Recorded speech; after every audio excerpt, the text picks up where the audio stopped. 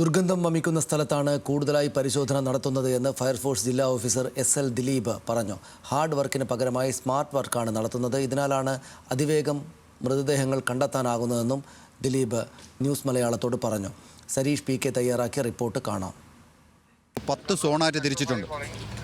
നമ്മുടെ ഒരു 500ഓളം പേഴ്സൺസ് ഉണ്ട്.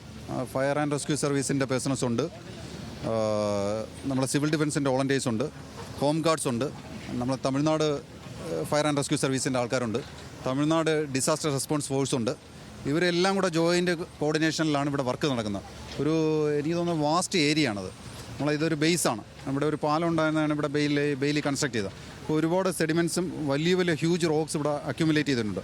അതുകൊണ്ടാണ് ഇവിടെ സെർച്ച് ചെയ്യുന്നത്. എനിക്ക് തോന്നുന്നു ഒരു 2 ആൾ പൊക്കത്തിൽ ഒരു 12 ഫീറ്റ് ഹൈറ്റിലൊക്കെ മഡ് വന്ന് 50 ഫീറ്റ് ഹൈറ്റാണ്. അപ്പോൾ ഇത് പോസിബിലിറ്റി ഉണ്ട് ഇവിടെ.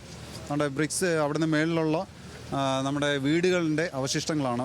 ബേസ്മെൻറ്റും അതിൻ്റെ റൂഫൊക്കെയാണ് ഇവിടെ വന്ന് സെഡിമെൻറ്റ് ചെയ്യുന്നത്. എന്തായാലും ഇവിടെ കാണും. അത്രയും ഇതിൽ എക്സ്കവേറ്റ് ചെയ്ത് ഇപ്പോൾ ഇവിടെ ഒരു 6 നമ്പേഴ്സ് JCB ഉണ്ട്.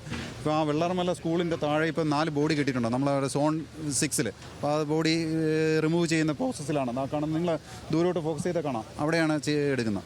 അതുപോലെ തന്നെ അതിൻ്റെ ഇപ്പുറത്ത് സോൺ 5 3 ഹിറ്റാച്ചി വർക്ക് ചെയ്യുന്നുണ്ട്. നമ്മൾ അവിടെയും ഒരു 100 നമ്പേഴ്സ് പേഴ്സൺസ് വർക്ക് ചെയ്യുന്നുണ്ട്.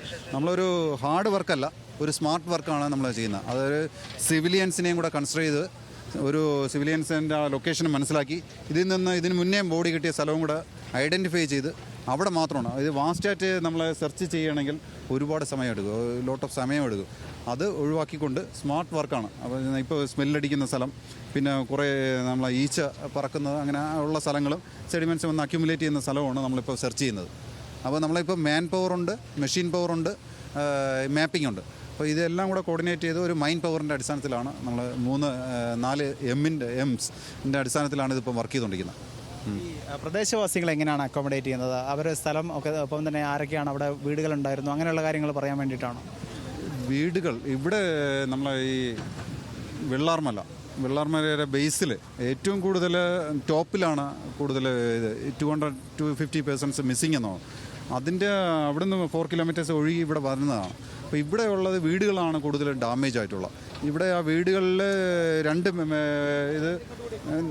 ഇത് ബോഡി കിട്ടിയിട്ടുണ്ട്. ഇനി അവിടെ ഒരാൾ മിസ്സിങ് എന്ന് പറയുന്നുണ്ട്. അതിൽ ഇന്നിപ്പോൾ നമ്മളെ ആഫ്റ്റർനൂൺ നമ്മളെ സ്കൂബ ഡൈവേഴ്സ് ഇവിടുന്ന് സൂചിപ്പാറ വരെ കുറച്ച് കിലോമീറ്റേഴ്സ് ഉണ്ട്. അത് നമ്മളെ സ്കൂബ ഡൈവേഴ്സ് 2 റിവർ ബാങ്കും റൈറ്റും ലെഫ്റ്റും ഈ ബെയിലിപ്പാലം മുതൽ അവിടെ വരെ സെർച്ച് ചെയ്യുന്നുണ്ട്. സ്കൂബ ഡൈവേഴ്സ് ഉണ്ട്. നമ്മൾ അവിടെ വർക്ക് ചെയ്ത് ട്രിവാൻഡ്രത്ത് വർക്ക് ചെയ്ത് scuba divers, similar scuba divers ഉണ്ട്. അവരെ കൊണ്ട് വർക്ക് ചെയ്യിപ്പിച്ച് നമ്മൾ 2 സൈഡും സെർച്ച് ചെയ്ത് പോകണം.